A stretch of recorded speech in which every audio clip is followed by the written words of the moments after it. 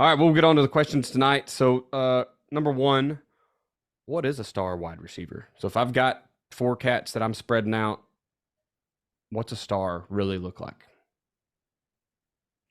He's the guy that's getting D1 looks. I mean, that's generally what we're talking about, because if he's not getting D1 looks, unless he's just shorter, I mean, I played college football with two guys that were All-Americans, Division III All-Americans, and they were 5'8", 5'9". So, that kid could be a star receiver. They could catch everything. They caught every ball that was thrown. They ran beautiful routes. They were just too short to play at a higher level. But they were, they would probably qualify, but generally, and I'm sure when they were in high school, there were a couple people coming in and going, take a look at them. Like, they were different, but for the most part, you're looking at guys who it's the guy out there that like stands out. I always think, and I was told this when I was first learning, and too many people don't understand this. If there's a D1 kid on the field, you know it. Now, maybe if you're in a place where there's 15 D1 kids on the field, if you're in one of those games that's played on ESPN and everybody's got offers, maybe it's a little bit different.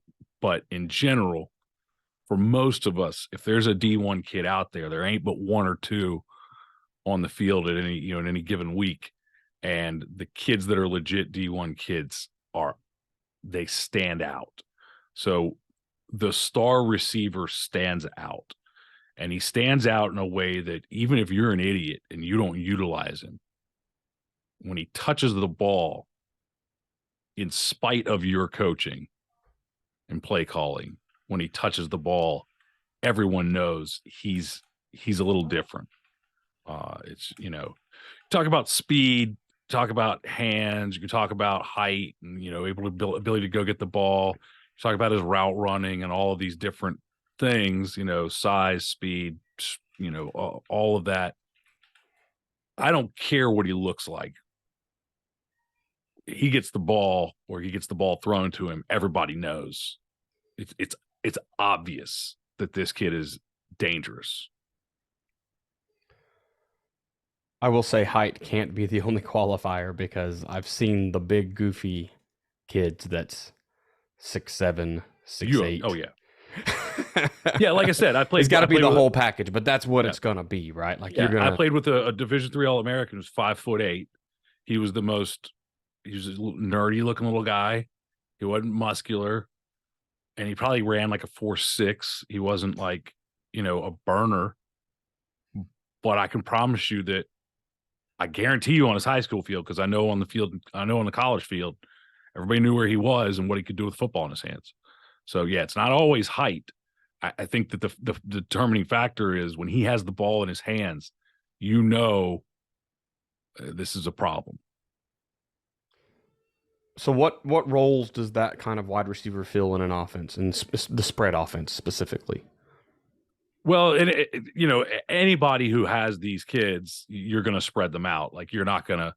I mean, we can go ahead and talk about like that kid isn't out there if everybody else on your team sucks, right? You don't have 10 other guys that aren't very good and take this kid and put him out at receiver. So that's one thing to qualify here is what does it look like? It looks like there's some guys in the backfield that can be dangerous too, because at least a quarterback, because if he is the best guy on the field and the quarterback is not good enough to get the ball, and when you have one of these guys, you can probably get away with an average quarterback because he's just got to get the ball in the area, right? Throw the ball and let him go make a play. When we've had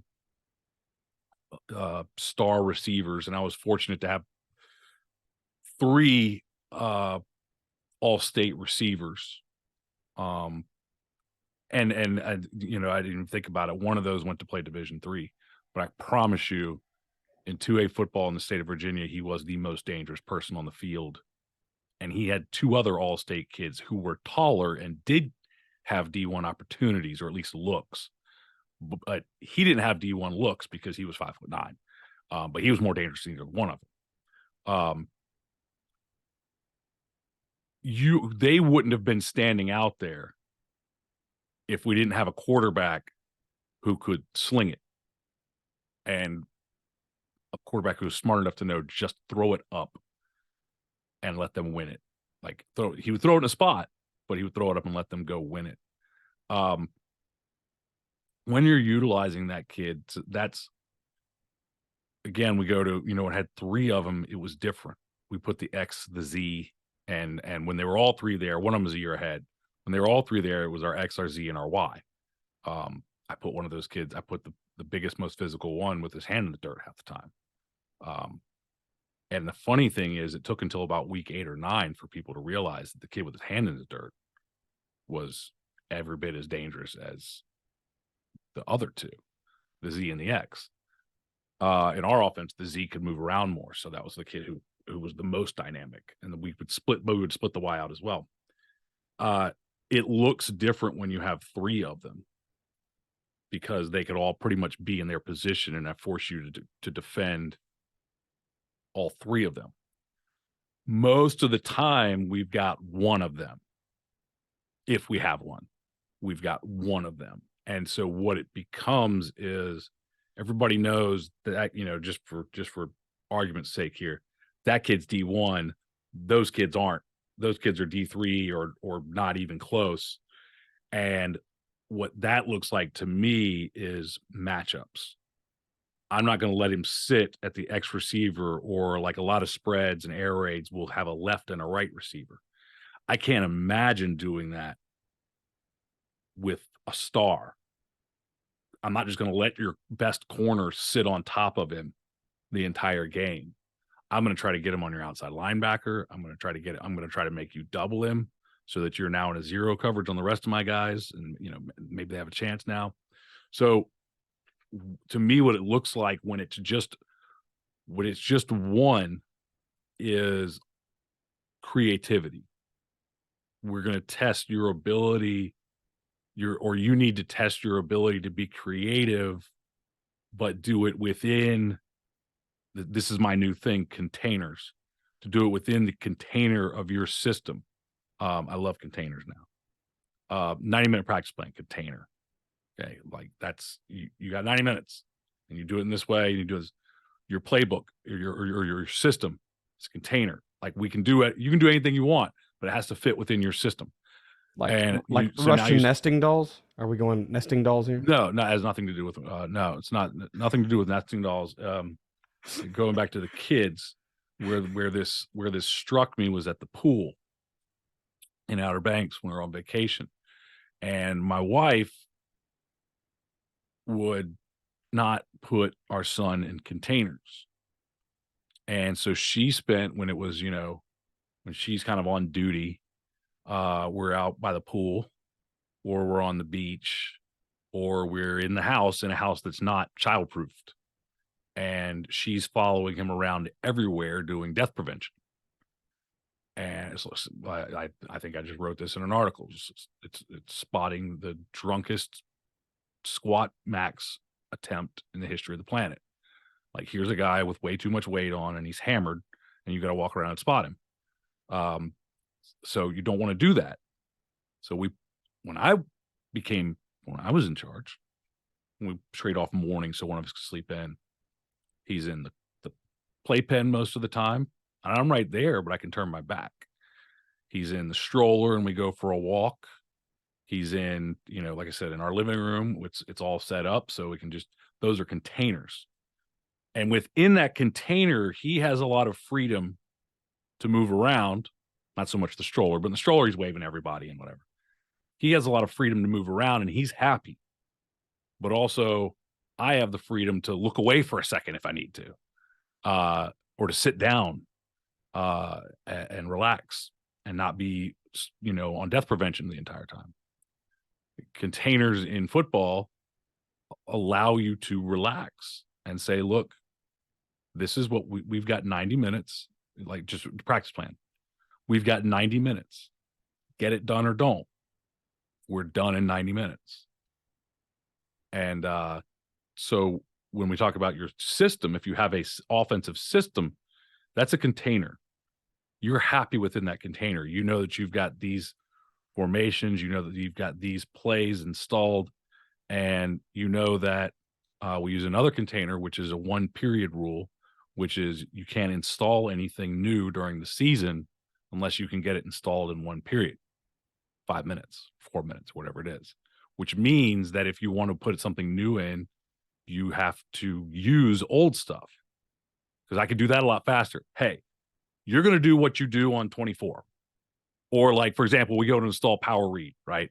We run power. Middle of the season, we're like, we're going to install power read because we got a quarterback that can run it, that can read it. Or we go, I got a stud receiver at the Z and I want him to come across and I want to run power read with him and my quarterback, my two best players in a read option situation. Like, let's go, let's do that. We'll lead with the back out there. I go to install that. Okay, the quarterback has to learn what to do. That star receiver has to learn what to do. And the 5 offensive linemen, I go, it's 24. Just know that we're not kicking out, we're not blocking that guy. So when you come to wrap, don't be like, oh, I got to block this guy. Just go ahead and wrap the linebacker and trust that it's there. So that's a container. I can get that installed in 5 minutes. And so what this star receiver is going to do is he's going to test your ability to work within your container and move him around and use him in dynamic ways, but use him in ways that don't involve changing the blocking, use him in ways that don't involve, don't involve confusing the other 10 guys so that you can get the ball in his hands in creative ways. And that's what's going to be tested here, is because if you have a star, if you can create the matchups, that's, everybody else has a guy, the good teams probably have a guy that can not shut him down, but contain him. That can, like, all right, if he catches 100 yards on 10 catches, 10 yards a catch, you probably threw to him 20, if he catches 10 out of the 20 balls thrown to him and he gains 100 yards total, and even better, let's say you throw to him 15 times, he catches 3, he breaks 1, or he catches 10, but they're all like 5-yard hitches and you tackle him. He breaks 1 for 65. You're happy with that. You've slowed him down. And so if you allow the team to put their best on him or to double him and make it easy on them, and you don't use motions, you don't use anything, and he just lines up at the X every single time, and you're totally reliant on his talent being better than their talent, you're eventually going to run into a kid who's just as talented, and you're going to lose that game because you don't have, your best players out. So we start thinking spread offense, and I'm thinking 2x2, 3x1. Mm-hmm. How imperative is it that we move this guy? Like, what is he doing for me at the slot that I can't just let another cat do? Moving across the field, you talked about motion with power read, even, which I don't know any spread coaches that just are running power read, but maybe, I don't know. Game changer. It's my offense. Okay. Not my primary. So what can he do for me that, like, if he's outside, if he's inside, how can I really let him show up in those situations? On the outside, you're looking for 2 things. You're looking for either the corner to play too soft, in which case I'm going to throw him looks, now throws, and let him. What I'm looking for on the outside is if your corner plays too soft because he's scared that guy can run by him, which he can, and so he goes to play 9 yards off, you just throw him to the ball, and now your best player has the ball in space because that corner is 9 yards off and pedaling out on the snap. That's the easiest way to use it. It's a long handoff.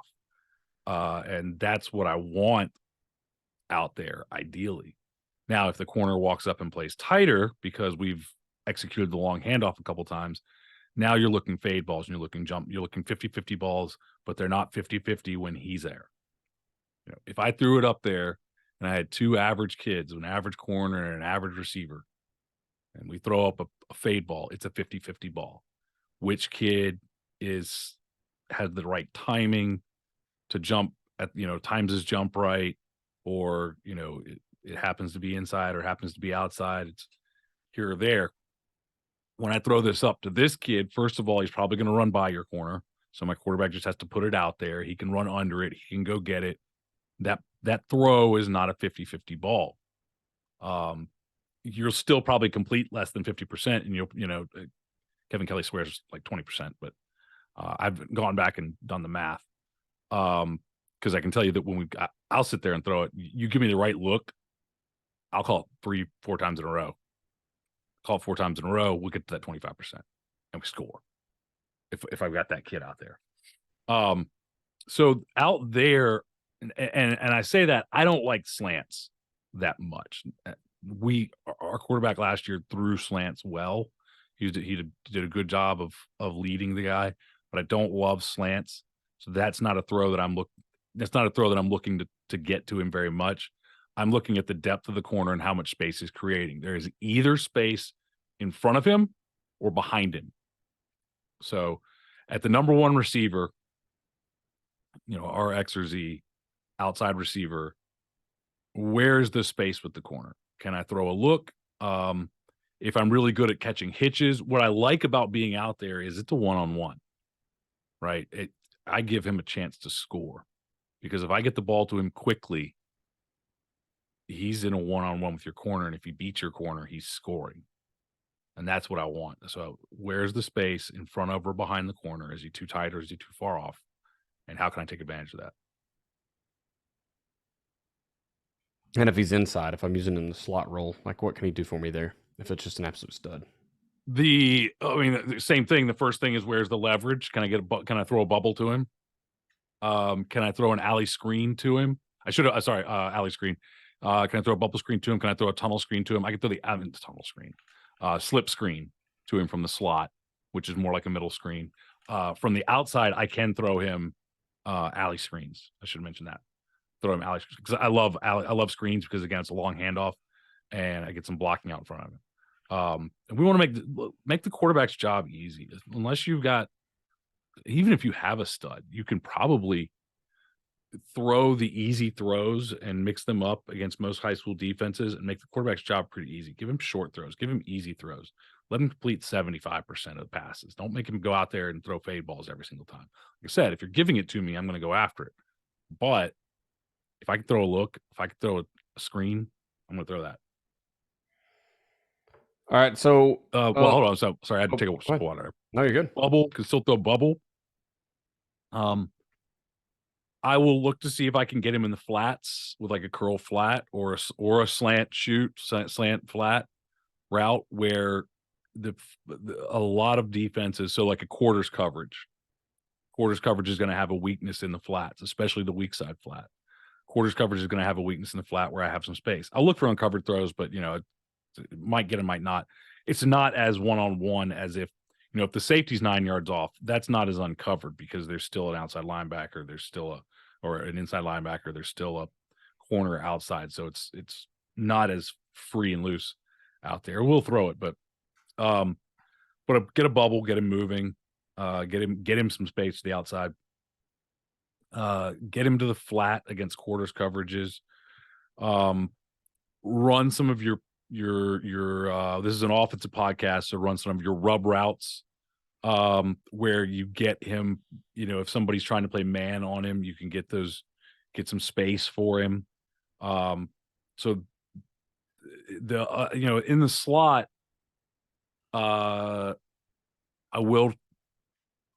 don't like seams as much, typical four vert seams. If I want to throw four verts most of the time, unless I can get a good matchup look with him, I'm probably going to go ahead and put him on the outside. And, I'd rather throw the fade to him than try to throw the seam ball. High school quarterbacks, a lot of them just don't seem to throw the seam as well as they throw, anything over the middle, they don't throw as well as they throw the outside, except crossing routes in 7-on-7. And you can use crossing routes from the inside. So I can cross him. And again, that's one of your rub routes, is a mesh type concept, where I'm going to get him free coming out of that, especially if it's man coverage, getting him free coming out of it.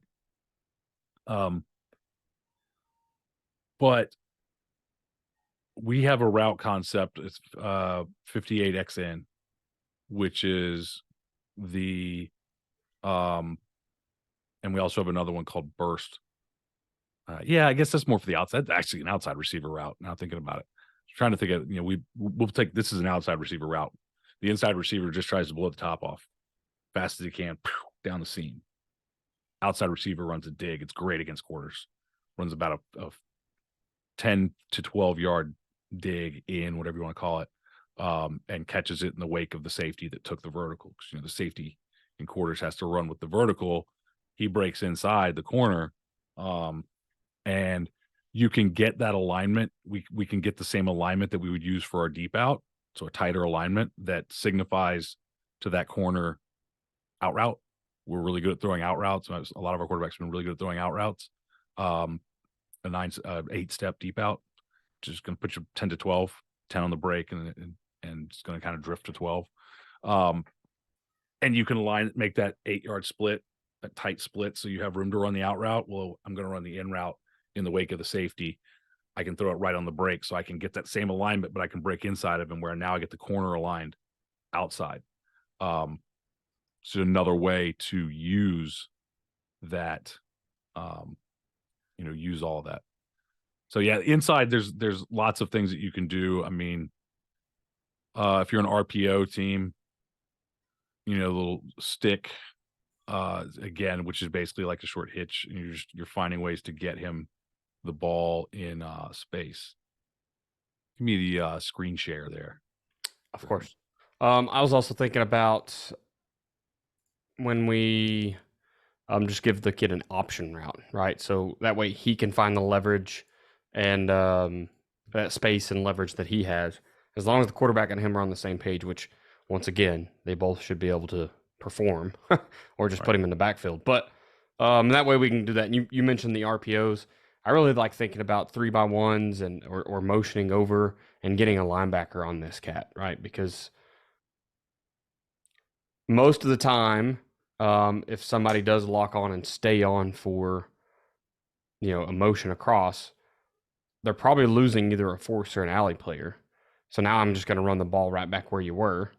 And then, so I guess that's another role. It could just be a nice decoy for you. But realistically, I mean, we're looking wheels. We're looking, I guess you could run a seam or whatever you wanted to, a backside seam in a 3x1 look. Just trying to pick on those linebackers that most of the time are not going to be hang with your dude. Right. Yeah, there's a couple different things to look at there, which is, you mentioned 3x1. That's one to look at. And then you've got motions and how you use motions, which is interesting too. And then you can get into how do you use shifts. So this is our 59 for those of you with the YouTubes. That's a 59 route. Most of the R's on check release. 3x1, you can do some creative stuff with. And then we'll talk motions and maybe shifts after that. First thing you do in 3x1 is you go to isolate him, right? Because teams tend to overplay to the trips. So the best way for me to get him one-on-one is run an unbalanced concept. So if I want to get him one-on-one and I go to trips, what does that safety do? Where does he go? Are they going to double him, or are they going to, if they double him, what does that open up for me? Does that mean that I have man coverage on the 3x1 side? If the safety comes over, does that mean that I have an open hash because they're playing, trying to play quarter half, but they're not playing half on the backside. They're just focused on that single receiver. So what are ways that I can set this up so that I can get, the first thing you want to see is, can I isolate him? Because it would take a one-on-one all day. And if that safety goes in there and plays, or stays down in the box, or a lot of teams will auto blitz him off the backside. So if I put him as the single receiver in trips, what do you give me? What kind of, and again, all I'm looking for is, can I throw a quick a look screen, an out screen, can I throw a hitch? Can I throw a fade? Maybe can I throw a slant if they're just, give me a weird alignment and the slant's just open. But at that point, why not just throw a hitch? But depending on where they're, if he's giving you an outside alignment or something. So then I go to the trip side and I look at what are they giving me when he lines up at, like you said, if he lines up at number 3, do I get a linebacker on him? Are they going to go cover 0 and leave a linebacker on him? Or, will the corner run off with the Z and give me him with the outside linebacker in the flat because the free safety's got to be deep middle? What will they give me with number 3? Usually with number 3, I could do some RPO stuff. I might be able to get him over top on some sort of like a smash concept. We used to use one of our best receivers. This is a route concept that I don't know that I've run since maybe 2017. We ran curl flat and just put a corner route by number 3, and that was our stud. Corner drives on the curl because that's what we've been throwing on him. You can wheel him, but he's looking at the number 2 receiver and he's like, yeah, give me the wheel with that kid all day. But, kids have a hard time in zone coverage understanding, like, okay, the corner just drove, but I've got to play deep for a corner route, or the curl route. The number one receiver breaks. A lot of times you can slide. If you got a fast kid, you can get him in behind. Our favorite concept came from Coach Mountjoy, and it is a trips cover 0 beater. And it is called red, white, and blue. And basically we have 3 routes that can be thrown. And in trips, if we get cover 0, we know that free safety has got to be man on number 3. And so what we look at now is, how deep is he? If he's 7 or more, it's a red call. Throw it to him right now. We take our chances. If he is in kind of no man's land, we're going to drive him off, get his hips turned, and then curl back. So it'll be like a hitch with him. And if he is pressed up, it's a blue call. You run to the wild blue yonder, run by him down the middle. So it's red, white, and blue. We just call it America. And then that's it. It's putting a star receiver in the number 3 slot position against cover 0. It's one of my favorite cover 0 beaters. It helps when the receiver and the quarterback have really good communication because they have to be on the same page. The quarterback can walk. You're only going to run it a couple times a game probably, so the quarterback can walk up and just go red, and nobody's freaking out. Oh, it's red. It must be whatever. So you can use that one. I love that one as a cover 0 trip speeder. If you move into number 2, you're back into the same situation as before. You're looking at the matchup. Are they going to try to apex? Can I get, if he's going to walk out over top of number 2, can I get the ball to number 3? With the, now give him space because they've walked out over number 2. But really out there, you're talking bubble screen. You might be talking alley screen. And then number 1 receiver, it's the same deal. There's not as much great stuff at the number 1 receiver other than just run a fade, out of trips. Now he can run alley screen for sure out of 3x1, but 3x1, I like him at number 3, where we have a lot of flexibility with him, or the single receiver. So I know you want to talk some motions and shifts and stuff, but I think that really fits better into our last part, and that's just talking about building an offense around this dude.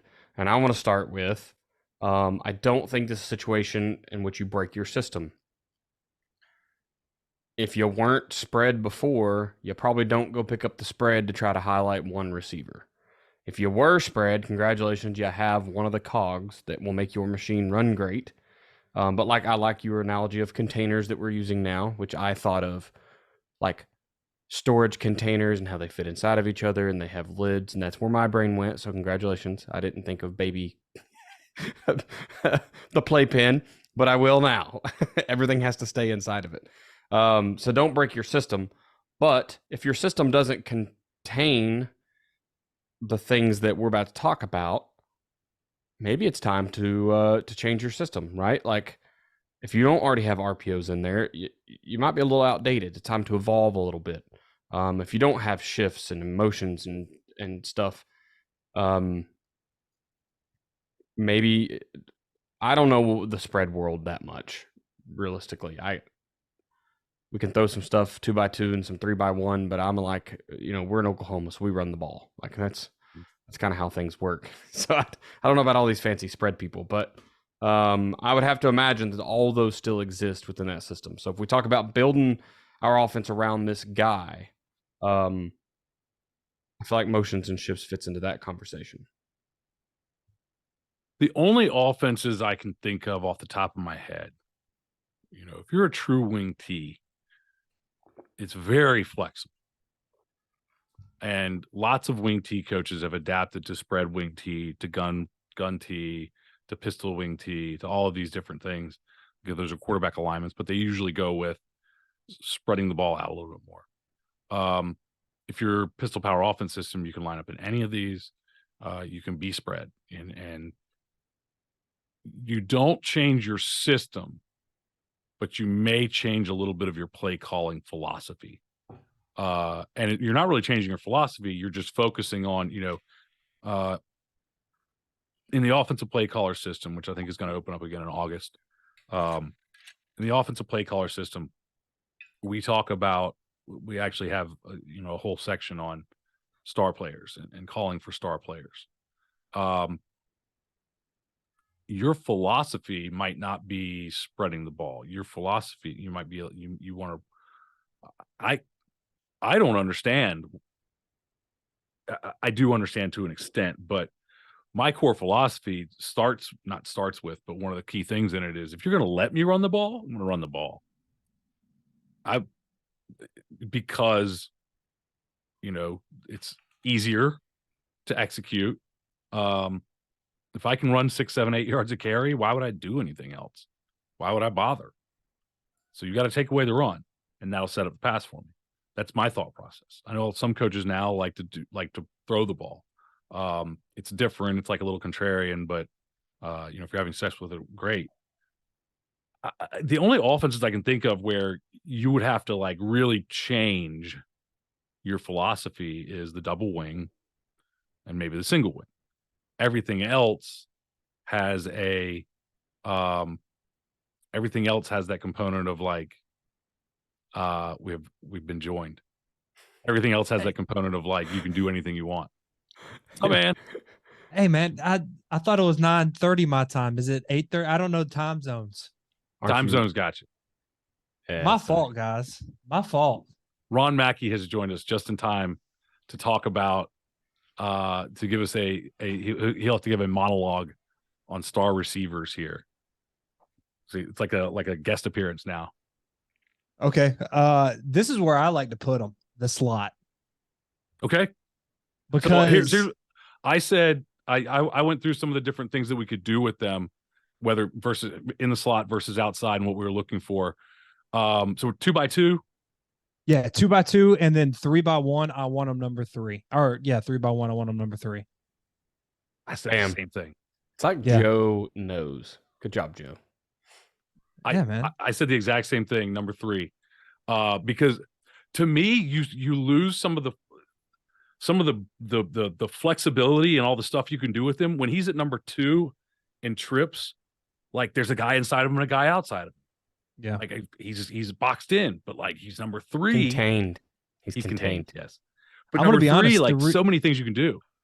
Yeah, and also I don't have a guy with a rocket laser arm. If I put him at 2, if we use our rules in 3x1, if we're on the left hash, I like number 2 to either be a yard inside the hash or a yard outside. And if I can, I want them further away so it messes with the secondary. But my guy can't throw it out there. Like, I don't understand defensive coordinators. I wouldn't even guard number 1 on a 3x1. There's if that quarterback can make a throw from the left hash all the way to the right sideline on a dime, I'm just going to be like, you win. But number 3, just so I can throw the quick bubble screen, your favorite pass of all time, Joe. I mean, that's what the one thing I really like is just Just I catch, turn, want and throw. the exact same thing that you're saying. We talked long handoffs. You know, Yes. it's just a long handoff. Because, like I said, my and I've had really good passing teams, but at the end of the day, I was just talking about I'm going to run the ball if you'll Of course let you me. are. But I mean, if you're going to let me, if I can, why would I do anything else? Like, yeah, it's fun, but if I can get 8 yards of carry, just turning around and going here, like I feel like the risk reward is pretty good in my favor. So as the distance, like you said, average quarterback, young quarterback makes bad decisions sometimes. It's like, how do I minimize the risk? Yeah. Well, if I have to get like the lowest risk is turn and hand it off, go straight ahead. But if you're doing a good job defending the run, you're keeping 6 in the box. Maybe you're going 7 in the box. It's like now I don't have as much, the reward isn't there. So now it's like, all right, now I got to go outside of the box. How do I take this young kid and limit the risk, but still get out of the box? Yeah. And I also think at 3x1, number 3, if you are running any RPOs, that's the easiest throw for your quarterback as well. It causes a lot of alignment issues for coaches because, and I work with a lot of defensive coaches who are like having trouble with this. You have to do some things. And I talk to a lot of coaches who will take the outside linebacker over to number 3. So if you have a dangerous kid at number 3 and that outside linebacker goes over, you've just opened up. Now you've opened up the run game back to the weak side because there's no forced defender, 3-on-3 count. I think it also forces people to lighten the box because a lot of people have now started to, TCU did it with the 4-2-5 before they went all 3-3 crazy, but they're bumping their Will out or their Mike or whomever, and they're going to cover number 3 with him just to get in his face. And like you said, that's fine, but now I'm just running up the middle because your Mike can't plug all those holes. If they don't do that, the safety's probably starting at 10 on top of him, so I have everything between where he starts and getting to 10 because we know the safety ain't running up, right? He's backpedaling, especially if it's an absolute stud, then everybody knows his name. He's not coming forward when the ball's snapped, so I agree with number 3. That's the place. How much do you put on speed, Ron? For like we talk star receiver, like is it always a speed guy? I'm going to be honest, personally, if I could, yes, but my best player was a stud. 6'4", he was like a free safety. Just a physical specimen. He wasn't as fast as the fastest kid, but if I had to, let me backtrack. If I had a choice, I'd have a big, like a tight end as my best right there. And then if I needed to, like I want to make sure that it is a catch from that position. And I find that sometimes if I put a fast kid, like the fastest kid or the quickest or the shiftiest, they are looking to make the move first before they catch the ball because they're trying to not get hit or whatever, and they're a little bit intimidated. So if it's between 2 people, I want the one with the best hands and a little bit stockier that can kind of take that ball, because the way I like to run my RPOs and stuff, I like to run that guy in the box, like just replace the backside linebacker. Yeah. To play the game there. And I've had fast guys that were a little bit smaller that were scared. And that can just ruin, it. If you long handoff, yes, and 2 defensive coaches credit, if you throw that bubble and it's an incompletion, a lot of offensive guys get a little gun shy then. Yeah. It's like, oh crap, you dropped one. That was supposed to be a gimme. I'm going to go more toward the run because I don't want to stop the clock. That's like specifically an offense thing. And I was a defensive coordinator for years, and I've been an offensive coordinator for the last few years. And as a defensive coordinator, I never called a blitz and like, oh, we didn't get a sack, like, can that one. But yeah, you'll call a bubble. Like, and you're exactly right. Like, take a bubble screen. It's supposed to be an easy throw, catch, let's run. We call the bubble, we throw it, it hits the kid in the hands, and he drops it. He may have caught 35 of them in a row during practice, but he dropped the first one in the game, and we're like, crap, we can't throw a bubble. Such and such is pissing down his leg. Yeah. And we throw it out for at least a quarter, maybe the rest of the game. That's a specifically offensive move. And then you go to film on Sunday and you're like, crap, why didn't I call that more? Look how they were giving it to us. Right. It's wide open. Why am I not doing this? And we have so many plays that we're like, this is going to be such a great play for us. And if the defense like can stop it once, that's why like tendency of top plays or tendency of knowing that if your kids know on defense, like know that they're doing something out of the ordinary, and can like point it out, that freaks kids out. Like like if they're like, hey, number 3's in the slot or number 1's in the slot, like normally he's outside, and it's like that, that's a bubble for us. We played a kid who was awesome, one of the best high school football players I've ever seen. We played him this year, and he played like a little bit his junior. He was one of those kids who like came out his junior year, played a little bit, and then his senior year, like he's getting D1 offers in the middle of the season. But they did all of this that we're talking about, and they set up, getting the ball to him at number 3. We're going to run this. We put him at the single receiver. We're going to run this. And we had it all scouted, and like that freaks kids out when he lines up in the slot and you're like, it's a bubble. He's like, yeah, crap. I've had the coach, they know the play. I'm like, well, we do now. Thank you. Now we know the play. Also, we're talking about fast guys versus like just the dude, overall dude. How many quarterbacks underthrow the fast guy anyways, right? Like, see some of the best quarterbacks, and it seems like they just can't use that speed to their advantage because they're going to underthrow it, or a bad throw, or whatever. So if you're just leaning on speed to be your dude, you got to have 10 other ones that can supplement what he's trying to do, or it may not work out so hot. Well, that's where I think, because Ron, you mentioned, the kid, your quarterback may not have the arm strength. That's where you've got to go into your play calling and be like, if I want to throw a fade to this kid, it's got to be into the boundary. Yeah. Like I've got, like I said, he can't throw it to the field. So I can't go out there. I go out there, I call 4 verts. My best receiver is 50 yards away. Like that's a mistake. But if he's sitting at the top of the numbers, like I can almost reach out and shake hands with him. Him in the slot can make a little human chain. Like he could probably throw that 20 yards and get a little air under it. And then he's just got to know, like, don't leave it inside. Like, for the love of God, don't leave it inside. That's the one thing I like about when I would call fades or whatever, always in the boundary, because I told him, if you don't like it, just throw it out of bounds. Very difficult if you don't have the arm strength to throw a fade if you're on the left hash all the way to the right. And hey, if you can't make that, throw it out of bounds. And I don't know. I've gone back and crunched my stuff because you want to find your own weakness. 3x1, I never threw it to the number 1. If I did, I would the trip side number 1. Yeah, I would like run a bunch formation or some kind of wonky stack formation where I'd bring him in or something like that. But that's never going to be thrown ever. Right.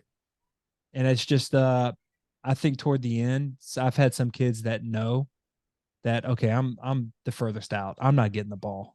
And they tend to jog, and it's like, no, man, even though you're not getting the ball, you have to do your job, or everybody else will not be open. You can't just half-ass it, pardon my French, down the field on that. If we're running like a little flood concept rollout or something like that to get you the distance you need, because we have a noodle arm at quarterback. Another thing about throwing that fade, one of the really important things from Coach Mountjoy, and he's big on, is spin factors. And that ball for a right-handed quarterback is going to spin to the right. So on your fade to the right, it'll naturally spin out of bounds for you. What happens is they don't learn these things. They throw the fade to the left to the same spot they throw the fade to the right, and the fade to the left spins back into the field. And so if he doesn't know when I throw it away and throw it out of bounds or try to throw it in a spot where only he can get it, my aiming point is 3 yards outside of the sideline, and it'll maybe spin back in where he can make a great catch, but nobody else is going to.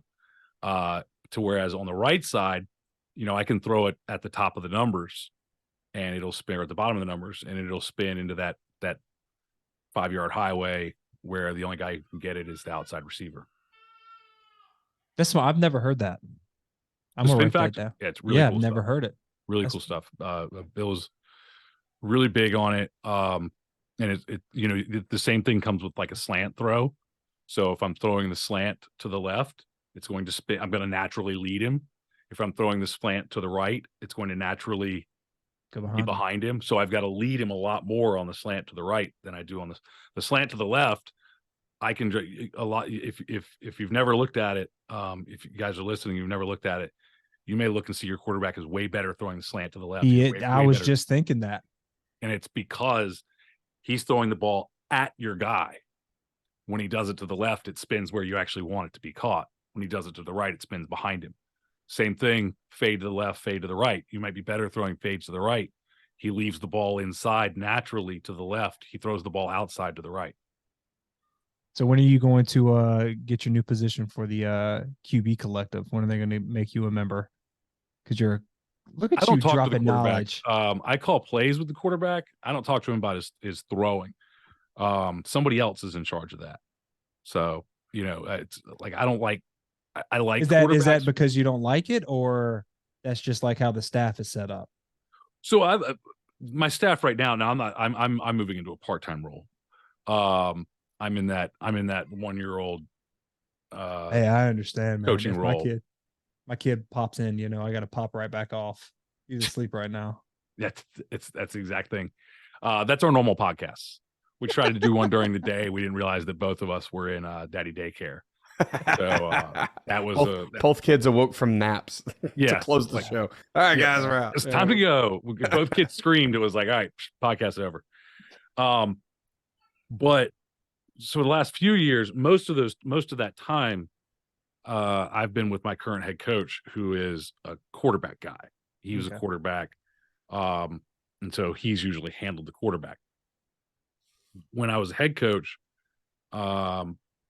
I trusted my quarterback. He was a 3-year starter, and I needed to work with the offensive line. And so I prefer to work with the offensive line as much as I can, if I can do that.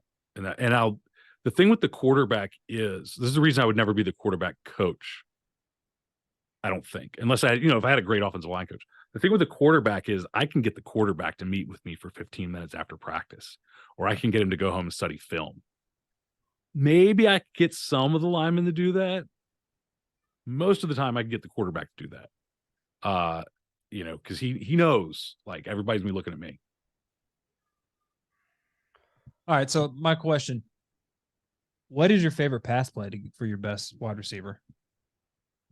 59. Like, 50, yeah, 59. No, we drew it up earlier, so Ron. We described it. So I Man, I'm described my sorry. favorite one earlier, which was exactly kind of what you're talking about, putting him at number 3. And we call it America, but it's red, white, and blue. And we use it for cover 0 specifically. So I got to know that you're going to be in 0. And then I look at the free safety over top of number 3. If he's off, I throw just it's red. It's hot right now. Throw it to him, get it to him in space. If he's in that kind of no man's land, I'm going to run like a hitch. I'm going to get his hips turned, and then I'm going to turn and catch it behind him like a curl route. So it's going to be, that's a white. And then if it's blue, if he's pressed, I'm running wild blue yonder. I'm going to run by him and throw it up. So that's that. But it does require that you're in cover 0. Okay. I'm sorry for missing that. Again, I'm an uneducated man when it comes to time zones. It's so good that it was worth describing twice. Right, it is that good. So before Ron jumped on, we were going to talk some shifts and motions and how to utilize those, and we've already talked about the power read possibilities, although I don't really think that's spread offense at all. but it should be. Oh, it's jet because- sweep, anything like that. I mean, you can absolutely, yeah. Absolutely. So how are we using shifts and motions to accentuate our offensive prowess with a star wide receiver? Well, Big before we words. go, you mentioned like if you don't motion, you probably should be, but Ron, a lot of spread teams are hurry up and they're not going to motion, right? Right. It's just a different philosophy. And I've played with motion. I found that it confused, and it's me not being a good enough coach and not really doing it, but they got confused on some of the plays and stuff. And I don't know. I found that it didn't give us that, at least in the spread. If I'm in 2x2 going to 3x1, it was just one check, which I mean, that's nothing. I feel like if you do the shifts and stuff with your star receiver, you got like 12 personnel or something like that, shifting and doing a bunch of stuff where you can create the matchups. I wasn't a good enough coach to create the matchups through that because I just wanted them to know their spot and be really good at a few things. And if I could go back and do it again, I maybe would have done maybe I toyed at the end of my career, coaching career, because I'm not coaching anymore, like going from one formation and then just shifting, and then they change into a completely different, like a wholesale shift, like 2x2 to 4x1 or something like that. And that got a lot of defensive coordinators confused by it, but I really didn't utilize it that much.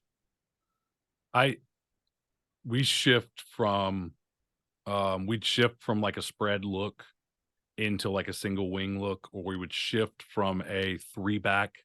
That's what I like. And it works because we actually run, a mixture of, tight end, H-back, 21 type personnel, and also 10 personnel looks.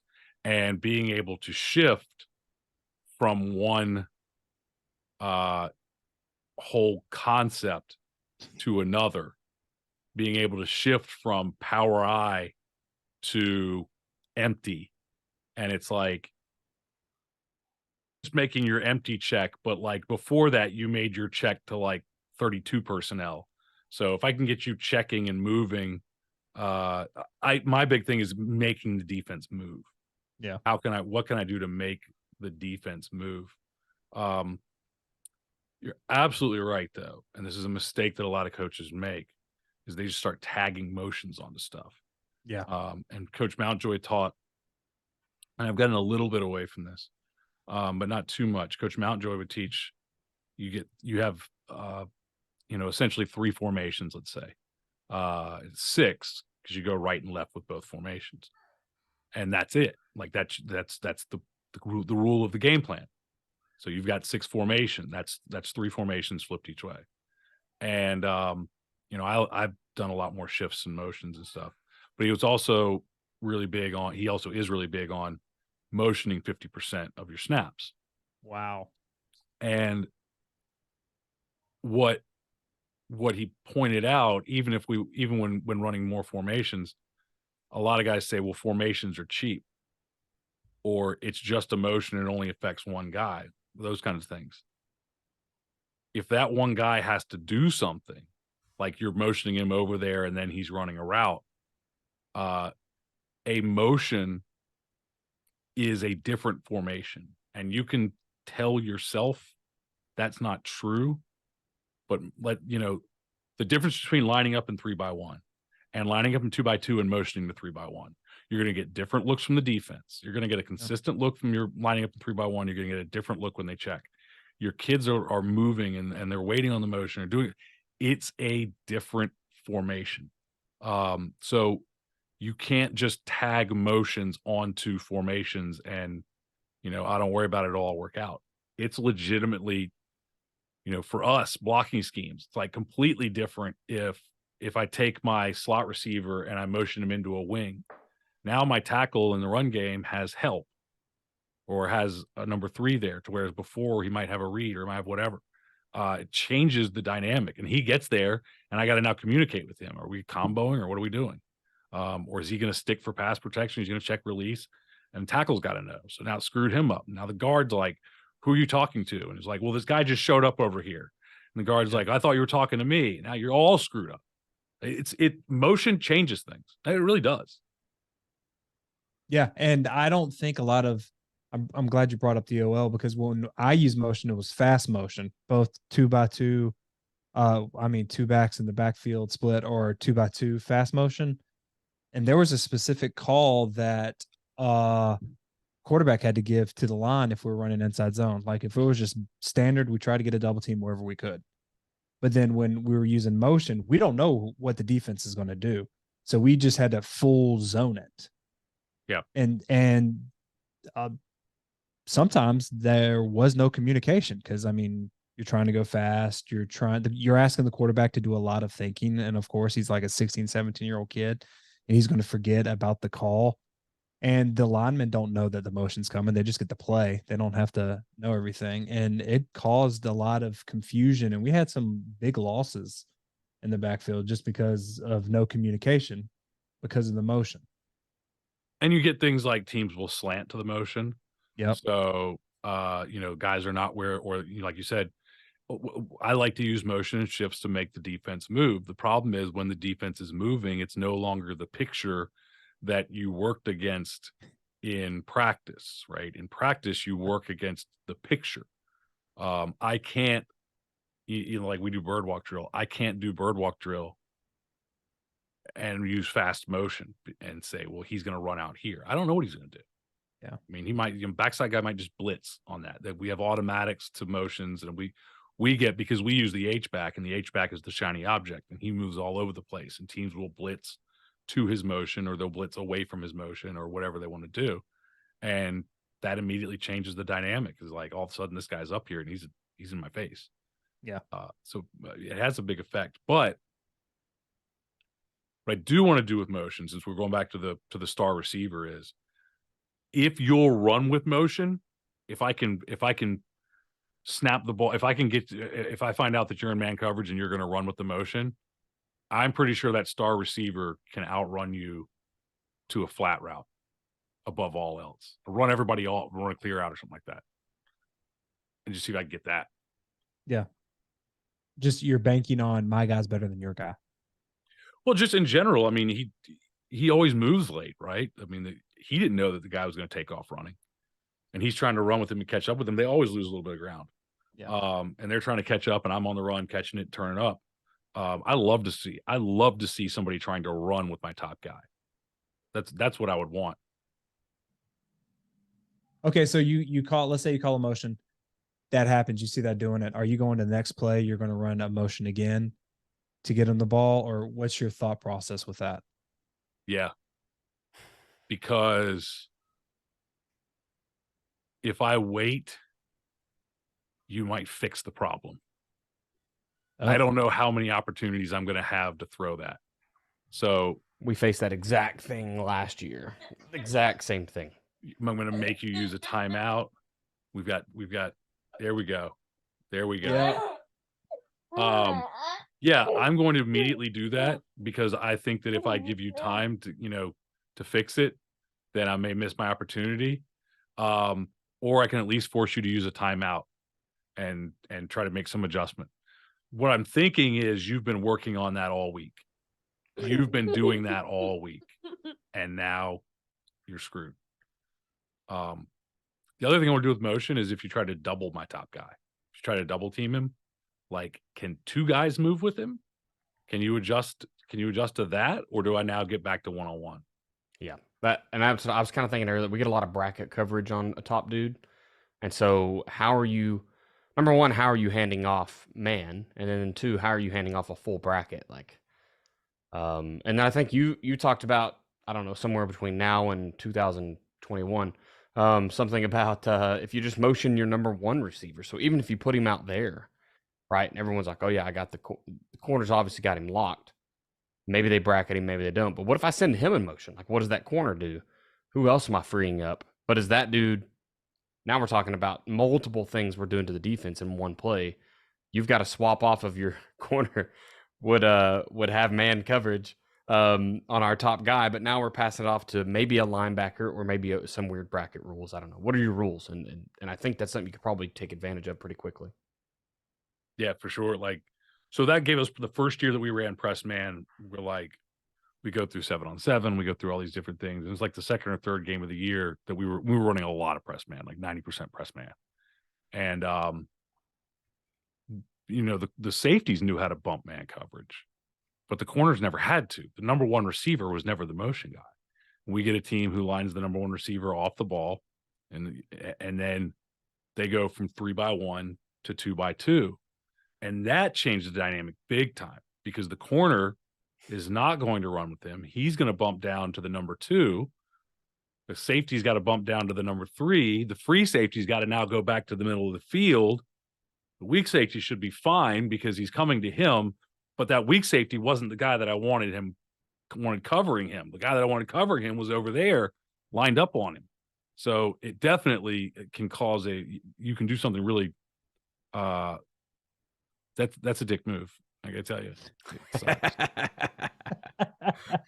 It just messes everything up. You're the one that gave us the E earlier with your dropping of the French. So hey, I always got to do it. It's every E time labeled now, boys. You can say whatever. Nah. Every time I come. He was just talking about someone named Richard. Yeah. It's a coach named Richard.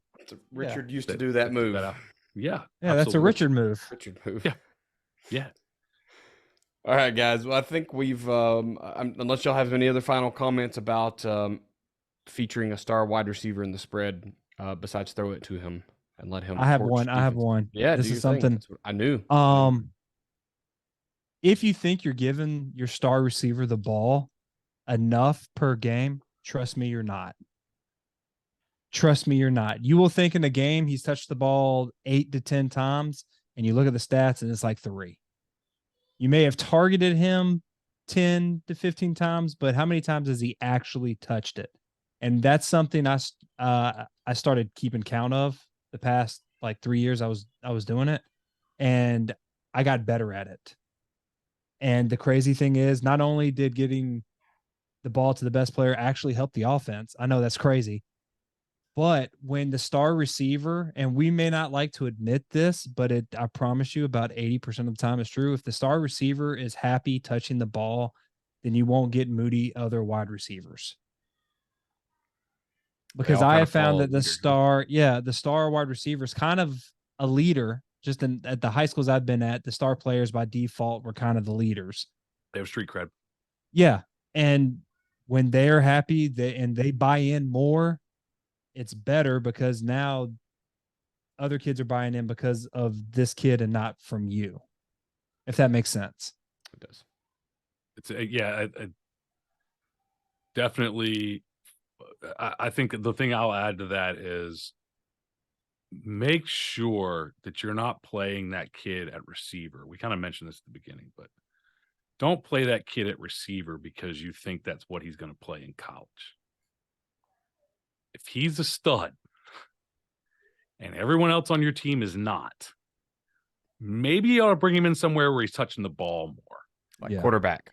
Like perhaps quarterback. And you're like, well, he can't throw. And it's like, well, don't care.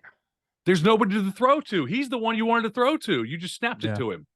Like, cut out the middleman. Just give it to him and let him go nuts. Like, if he's that dynamic of an athlete, maybe it's running back. Maybe you have a quarterback who can throw, and maybe it's running back, and then you can always get into empty, and you can always move him around. You can always get creative.